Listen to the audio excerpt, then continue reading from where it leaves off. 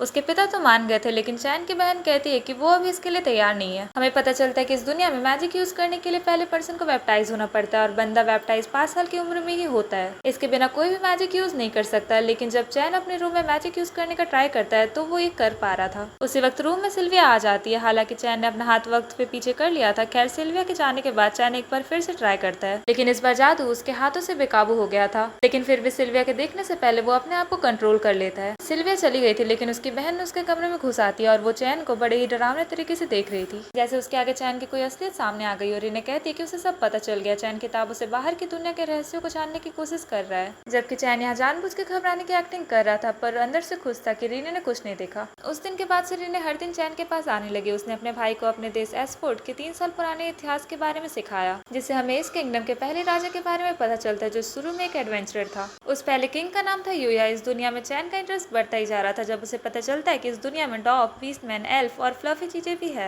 वो तो अभी इस दुनिया को बाहर से देखना चाहता था। अब इसी तरह 2 साल बीत जाते हैं और चैन का बैप्टाइज होने का वक्त भी आ गया था। अब हमारा हीरो 5 साल का हो गया था और वो और भी ज्यादा क्यूट हो गया था। अब इसके बाद चैन को बैप्टाइज करने के लिए टेम्पल ले जाया जाता है। आज पहली बार चैन ने बाहर की दुनिया देखी। वो अपने मैजिक को लेकर बहुत ही ज्यादा एक्साइटेड था। तभी उसे याद आता है और वो अपनी बहन से मैजिक स्टेटस के बारे में पूछता है। उसकी बहन उसे मैजिक स्टेटस दिखाती है। रिने के पास 3 एलिमेंट का मैजिक है, जो कि विंड, वाटर और फायर होती है। इसी बीच चैन उसके स्टेटस में एक चीज देखकर हैरान हो जाता है। उसमें लिखा हुआ था कि रिने चैन की दीवानी है। रिने उस चीज को छुपाने लगती है और गुस्सैल नजरों से चैन से पूछती है कि क्या उसने कुछ देखा। चैन अपनी तरफ से पूरी कोशिश करता है कि रिने को कुछ पता ना चले। सारा बताते कि रिने को गॉड ऑफ मैजिक से लेवल 2 की प्रोटेक्शन मिली है और जितना ताकतवर प्रोटेक्शन उतना ज्यादा ताकतवर मैजिक होता है और मैक्सिमम लेवल 5 है। फाइनली चैन का वो वक्त आ गया था जब 7 गॉड के आशीर्वाद के साथ चैन को उसके मैजिक एलिमेंट मिलने वाला था। अब चैन के साथ बैप्टाइज करने की सेरेमनी शुरू की जाती है। प्रीस्ट 7 पिलर ऑफ गॉड के सामने कहता है कि चैन सिल्फोर्ड, ये बच्चा 5 साल का हो गया है, इसे वो रास्ता दिखाओ जिसे इसे चुनना चाहिए। फिर अचानक गॉड की मूर्ति से हंसी की आवाजें गूंजने लगती है और अचानक से गॉड की मूर्ति से तेज रोशनी भी आ रही थी, जिसको देखकर सब हैरान हो गए थे। अब अचानक से चैन अपने आप को 7 गॉड के सामने पाता है। गॉड कहते हैं कि हमने इस दिन का काफी इंतजार किया काजुया। यहाँ चैन, जिसका पिछली दुनिया में नाम काजुया था, वो सोचता है कि उसे ये तो बताया ही नहीं गया था कि वो बैप्टाइज करने के लिए गॉड सीधा उसे मिलने आएंगे। पर बात असल में कुछ और थी। जन्म द गॉड ऑफ क्रिएशन, जिसने इस दुनिया को बनाया है, वो चैन के रिकार्नेशन के रहस्य का पर्दा उठाने वाले थे।